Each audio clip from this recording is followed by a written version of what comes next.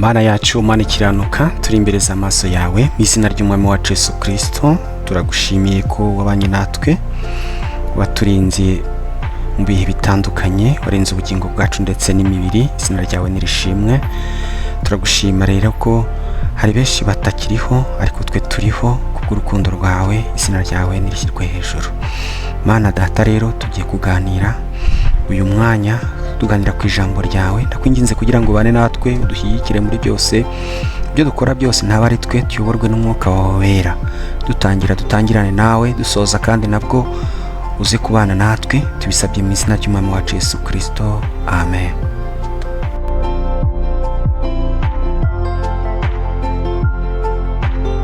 Inshuti zacu bakundwa mu mwami wacu Yesu Kristo, muraho?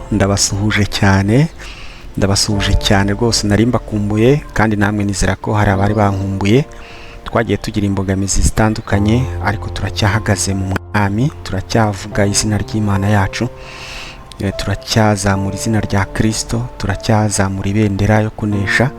Nubwo bitoroshye ariko abakristo turakomeye kandi dukomeje urugendo, ntabwo tuzacika intege.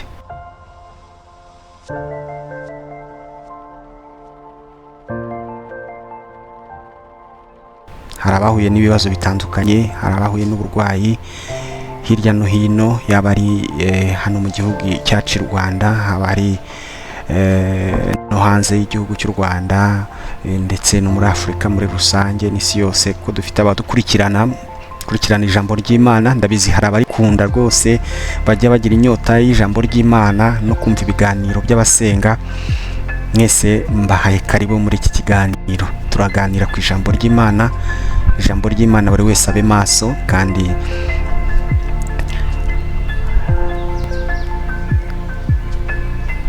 ibyo tuganira nyine nibyo bidutunga, nibyo bitubeshaho, nibyo bituma dukomeza kuba abakristo nyabo, nibyo bituma tudatsindwa ku rugamba.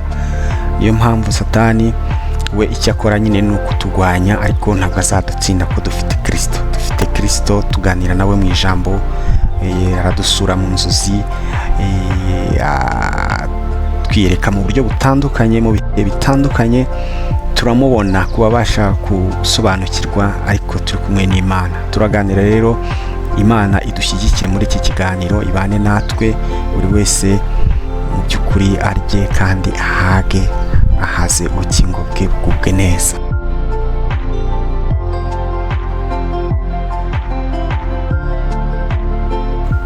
Reka dusome ijambo ry'Imana tugiye kuganiraho uyu munsi.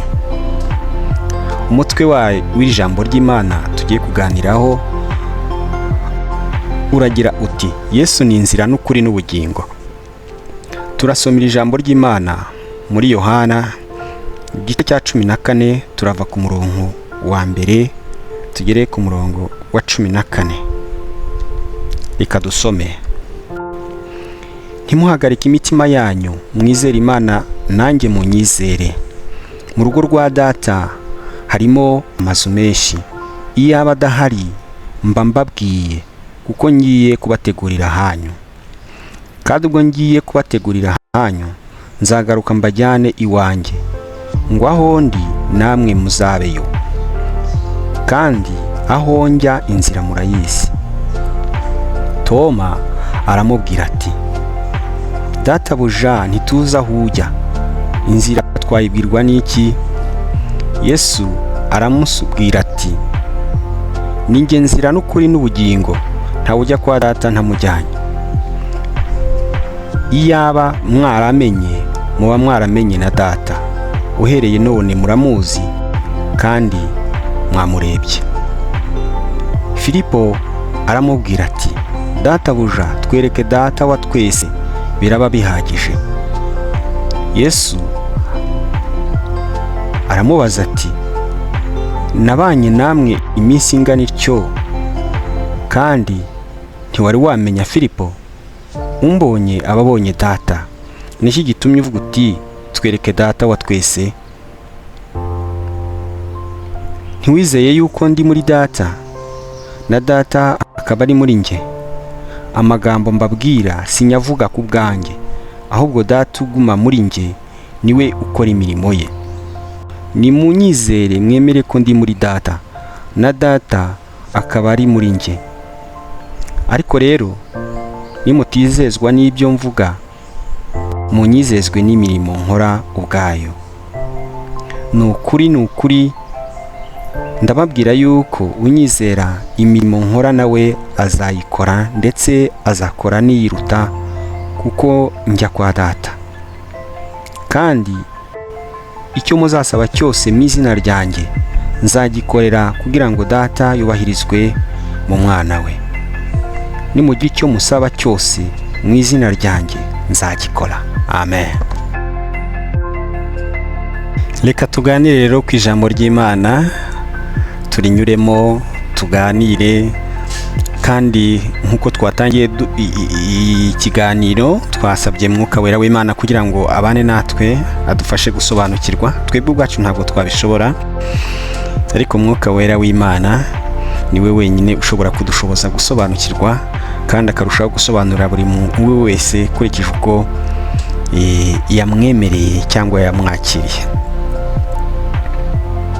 Yesu tumaze gusoma, tubonye ukuntu atubwira ko ari we nzira wenyine igana ku Mana. Yaravuze ngo ni njye nzira. Yesu ntabwo yavuze ko azi inzira, ahubwo yavuze ko ari we nzira, kandi ko aho igitambo cye cyanyuze ku musaraba haciye inzira nyine ijya kuri data. Nta handi uretse ku musaraba, kwizera gusa Kristo ko yabambwe ku musaraba agapfa, nyuma y'iminsi 3 akazuka akajya mu ijuru, akaba ariho akora imirimo nk'uko yayikoraga na kera akiri kumwe natwe, akiri mu isi, ko agikora imbaraga n'ubundi yari afite zo kuzura abapfuye, gukiza abarwayi, gukora ibitangaza, n'ubundi aracyazifite. Mu bijyanye no gukiza rero ubuzima bw'umuntu cyangwa se ubugingo bw'umuntu, gukiza kose nyagukiza kutarimo ikinyoma, kitarimo kubeshya, guturuka kuri Yesu Kristo. Tubibona mu byakozwe n'inuma igice cya 4 ku murongo wa 12, niho handitse ngo, ijambo ry'Imana tubwira ngo nta wundi ukiza keretse Yesu. Haleluya, nta wundi ukiza uretse Yesu. Ibibazo byose, situasiyo yose izakenera ko ibonera igisubizo nyakuri cy'ukuri kidaturutse kuri Kristo Yesu, ntabwo kizewe 100%. Haleluya. Kristo wenyine niwe ukiza, niwe ukemura, niwe urangiza ikibazo icyo ari cyo cyose, akakirangiza kirangije, kubera ko afite ubwo bushobozi. Nta wundi rero muntu, nta wundi muntu n'umwe, nta dini cyangwa ibikorwa byiza bishobora kugeza ku Mana keretse Yesu Kristo. Kristo Yesu yongera kutubwira ko ari we kandi kuri, niwe kuri. Yaravuze ngo ninjye kuri. Ukuri ntabwo ari igitekerezo cyangwa igitekerezo cy'abantu, ni Kristo ubwe. Muri iyi si ya none yuzuye ibinyoma n'ubuyobe, Yesu niwe utanga ukuri kwa nyako ku by'ubuzima, iby'Imana ndetse n'agakiza. Yesu wenyine.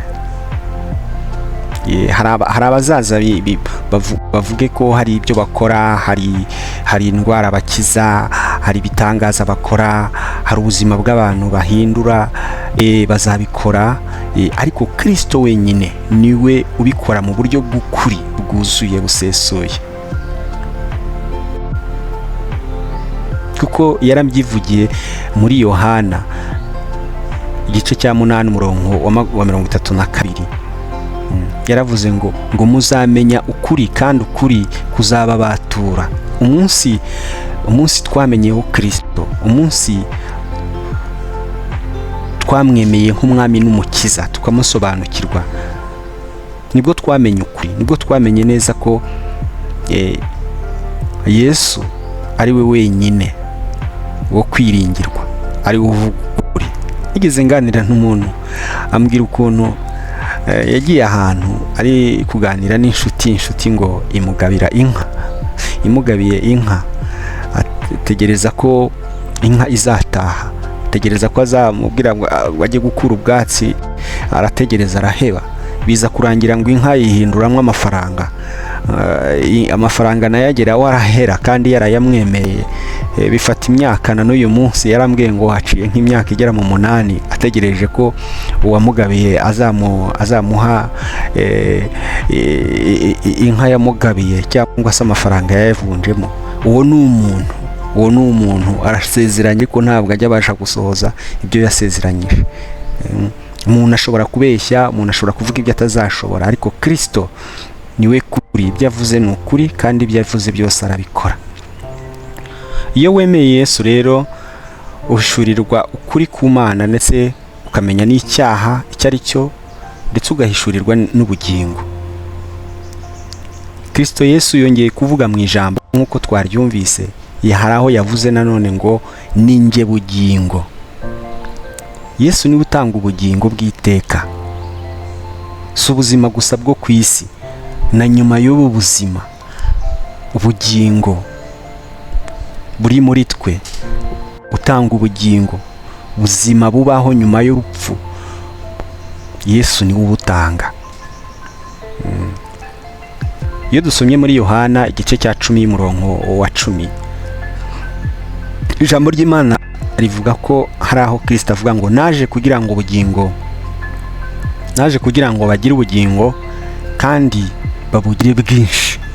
Ntabwo Yesu yaje kuduha kubaho, yaje kuduha kugira ubuzima bw'igice, niko avuga. Nicyo cyamuzanye, yaje kugira ngo abazamwizera bose, abazamwemera nk'umwami n'umukiza, bazagire ubugingo, bazagira ubuzima, mu buryo bwuzuye.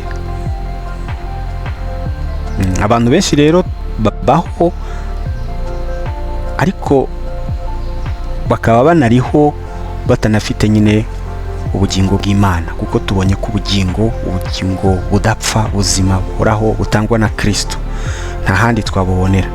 Ubugingo rero nyakuri nubwo Yesu Kristo atanga mu gihe twamaze kumwizera, mu gihe wamaze kumwakira wamwemeye nk'umwami n'umukiza mu bugingo bwawe. Ni ubugingo bufite amahoro. Ntabwo ushobora kubura amahoro ufite Kristo Yesu. Nubwo haba hari intambara, nubwo haba hari ibigeragezo, nubwo hari ubukene, nubwo haba hari uburwayi, urarwara ukagira ibibazo, ariko kuko Kristo ari muri we, ukarenga ibibazo, ukarenga ibigeragezo, ukarenga uburwayi, kuzura umwuka wera, ukumva Imana muri kumwe, kumva ntabwo ufite, nta mpungenge, kandi ukaba n'ubugingo bufite icyerekezo n'icyizere cy'iteka.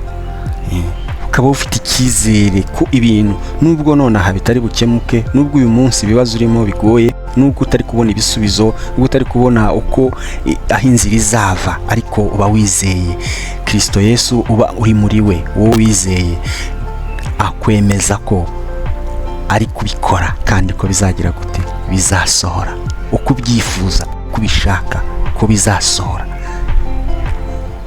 Haleluya.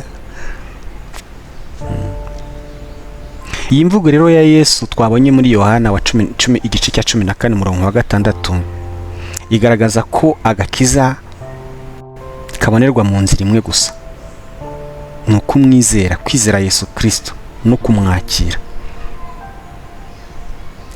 Imana ntabwo yatanze inzira nyinshi zijya mu ijuru, yatanze umwana wayo umwe rukumbi, ari we Yesu Kristo, kugira ngo umwizera wese nk'umwami n'umukiza agira ubugingo nyine bwinshi bwuzuye. Abantu benshi bashaka kwigira abera ku giti cyabo, ariko ntabwo bashobora kugera kuri Data batanyuze kuri Kristo Yesu. Ku ijambo ry'Imana niko rivuga. Iyo dusomye Yohana igice cya mbere kugeza ku igice cya mbere umurongo wa 12, hari ijambo ry'Imana ritubwira ngo icyakora abamwakiriye bose yabahaye ubushobozi bwo kuba abana b'Imana. Ariko kuba umwana w'Imana ni ibintu by'igiciro, ni ibintu by'igiciro. Ntabwo umuntu ashobora kubikurura ngo abyumve nyine atari kwemezwa n'umwuka wera w'Imana, atarakiriye umwuka wera, atarakiriye Kristo, ngo yumve agaciro. Umuntu ajya ashobora kuba aturuka mu muryango ukomeye akabigendera, n'abantu bakabona koko kuba yavutse mu muryango ukomeye nyine ari iby'igiciro gikomeye cyane, bikamuhesha n'amahirwe hano muri iyi si. Ariko wibaze noneho kwitwa umwana w'Imana, Imana umuremyi wa byose, umuremyi w'ibintu, ibyo tubonesha amaso n'ibyo tutabonesha amaso, ubushobozi bwayo, ukitwa umwana w'Imana. Kwizera Kristo rero nk'umwami n'umukiza bihita bidufata bikatuzamura, bikadushyira ku rwego rwo kwitwa abana b'Imana, ukabaho wumva uri umwana w'Imana, ubibamo wumva ari ubuzima bukakuryohera, ukumva ibyo byonyine nta kiruta ibyo uri mu isi. Haleluya.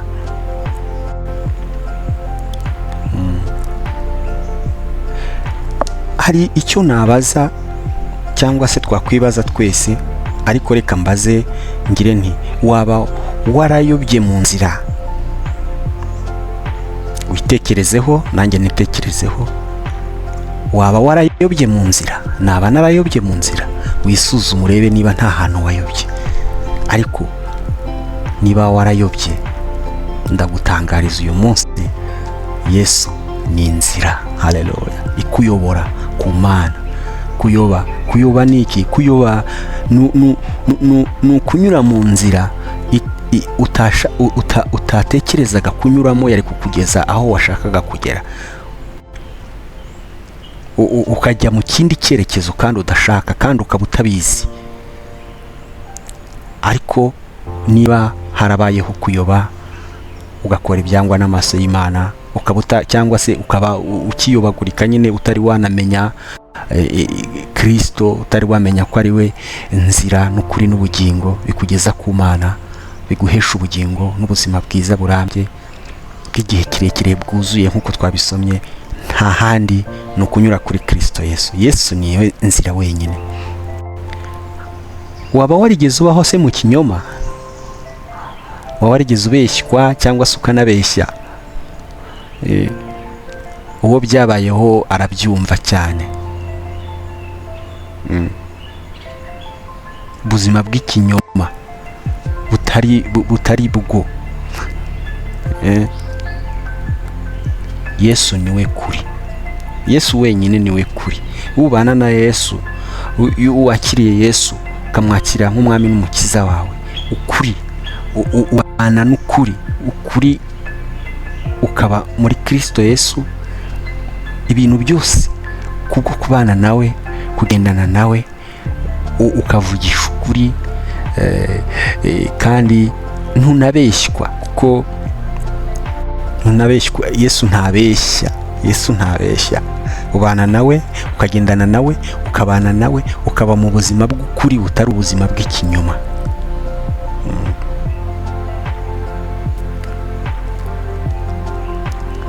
Waba se warigeze ubaho ariko ukabaho gusa ariko nta bugingo nyakuri?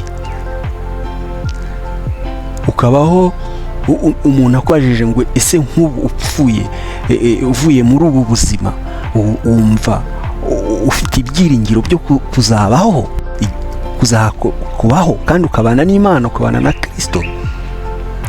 Niba utarigeze uwumva ubaho ufite ibyiringiro byo kuzakomeza kubaho na nyuma y'ubu buzima, nagutangarizaga ko Yesu niwe bugingo. Numwizera ukamwakira, ukabana nawe, ugakorana nawe, akakubera umwami n'umukiza w'ubugingo bwawe, ni ukuri ufite ubugingo, urahiriwe, ufite ubugingo buhoraho. Ndashima rero mwe mwese muba mwagomeje kubana natwe, mugatega amatwi ibiganiro tuganira. Mu by'ukuri nta yindi ntego yindi idasanzwe, ni uko dukomeza kubaka muri twebwe, ubwami bw'Imana bugakomeza gukorera muri twe, tugakomeza kwemera kuba ibikoresho by'Imana. Nubwo turi abana b'Imana, ariko dukwiye gusakaza ubutumwa bwiza, dusakaza ubutumwa bwiza kuko hari icyo twamenye kandi twakimenyeye kuri Kristo. Ndabashima rero ko mugomeza gutega amatwi ibiganiro. Ndabashimira rero ko mugomeza gufata umwanya wanyu mugasoma ijambo ry'Imana, nibirenze kuri ibi mukagomeza kunguka byinshi, komeza gutunga ubutunzi bwinshi buturuka mu ijambo ry'Imana. Ndabashimira cyane kuri uyu mwanya, ndabashimira cyane kubwo kudushyigikira. Hari benshi badushyigikira, hari benshi baduhamagara, hari benshi batuvugisha, hari benshi batugira inama, hari benshi bavuga ngo iki n'iki tugikore muri ubu buryo. Mbasaba cyane kugira ngo ubu butumwa, izi nyigisho, niba wumva hari ingingo iba yagufashije, nawe uyikomereho kandi uyigishe mugenzi wawe, uyiganirize mugenzi wawe. Abantu bajya bajya ibiganiro ariko ugasanga ibiganiro baganira ni ibiganiro nyine bisanzwe, ariko ikiza burya aho uri mwene data ubasha kuganira, ukaganira n'ibyo bisanzwe ariko ukajya ushyiramo n'ijambo ry'Imana, biba ari byiza cyane, biranezeza, niko gukiza. N'undi yabonye agakiza akakira Yesu nk'umwami n'umukiza wawe, mu ijuru impundu ziravuga kubw'umurimo ukoze, icyubahiro no kunesha, kuzamura ibendera ya Kristo bikagomeza kuzamuka, bikagomeza kwamamara.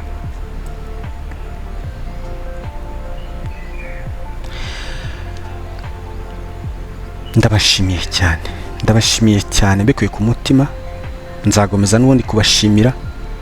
Mushishikarize abantu muganira, mubabwire muti hari aho tujya twumvira ijambo ry'Imana, hari aho tujya twumva ibiganiro byiza bidufasha. Mubashishikarize, mubigishe, mubabwire muti ku buhamya bw'Abizera TV habaho ibiganiro byiza, habaho inyigisho nziza, tujya tuhumvira ijambo ry'Imana tukaganira. Bakore subscribe, bakore share, babisangiza abandi, kandi bagire n'inama, baduhe n'inama, turazakira. N'indi nkunga iyo ari yo yose, hari abajya badutera inkunga, n'indi nkunga iyo ari yo yose yadufasha kugeza ku rwego rwaho tuzajya dukora ibiganiro by'amashusho, nayo nkunga turayikeneye cyane. Ahari ushobora kuba ari wowe Imana yateganyije ko ari wowe uzanyuramo cyangwa uzanyuzwamo ubwo bushobozi buzadushoboza kujya dukora ibiganiro by'amashusho, tugatumira, dushobora gutumira abaririmbyi bakaza bakaririmba, tugatumira umukozi w'Imana akaza akatuganiriza, yaba wowe cyangwa n'undi, tukaganira, tugahana ibitekerezo. Niyo ntego dufite, ni ubuhamya bw'Abizera TV, aho umuntu wese ushobora kudufasha, ushobora kugira ikintu yabwira abandi, yakwigisha abandi, bikabasha gukomeza kudufasha kwagura ubwami bw'Imana turi hano mu isi. Buri wese aratumiwe. Niyo ntego dufite rero, ngomeze kusangiza abandi ibiganiro, kandi turasengera n'abantu bari muri situation zitari nziza, bari mu bihe bitari byiza, abarwaye. Tujye dufata umwanya wo gusengera abababaye, abarwaye, abafite ibibazo. Ni byiza guhekana mu buryo bw'umwuka, birafasha. Uwuzi ufite ikibazo, yaba ari uwuzi n'utazi, dusengera umurimo w'Imana, dusengera abarwaye, dusengera abafite ibibazo baremerewe mu buryo runaka, uburyo abantu ntago baba bafite ibibazo bimwe. Dusengerane. Niba ugiye dusenge, dushyigikirane. Niba ugiye kuryama, usenge, kandi ntiwibagirwe guheka bagenzi bawe, ntiwibagirwe guheka umurimo w'Imana, kugira ngo tugomeze kuba muri iyi si turi urumuri, turi umunyu w'isi, nk'uko ijambo ry'Imana rivuga ko turi umunyu w'isi. Ndabashimiye rero, reka dusenge dusoze. Ikiganiro ntabwo kiba ari kirekire cyane, ariko twizera ko ibyo tuganira n'iby'Imana iba yemeye, ko twaganira, kuko gahunda yose aba ari Uwiteka mu biganiro nk'ibi ngibi. Reka dusenge rero. Mwami Imana yacu, mu izina ry'Umwami wacu Yesu Kristo, uyu munsi twagize amahirwe yo kuganira ku ijambo ryawe ritubwira uko uri inzira n'ukuri n'ubugingo. Twebwe twemera ko turi abanyabyaha, ndetse n'abo turi kumwe batega amatwi ibiganiro byacu ni abanyabyaha. Ku ijambo ryawe niko rivuga ko tuvuze ko tutari abanyabyaha twaba tukwise ko uri umunyabinyoma, kandi wowe uri umunyakuri. Iyo tubabarira utweze udutunganye, amaraso yawe Yesu Kristo wavuye ku musaraba ku bwanjye, ku bwa bene data badukurikiye, ajya kweza umunsi ku munsi. Turakwakiriye kugira ngo ugomeze guhindura ubuzima bwacu bushya, tukugire wowe nzira, tukugire wowe kuri, tugire wowe bugingo bwacu. Winjire mu mutima wanjye, winjire mu mutima wa bagenzi banjye, utuyobore guhera uyu munsi ndetse no kugeza iteka ryose. Ibyo byose tubisabye twizeye mu izina ry'Umwami wacu Yesu Kristo. Amen.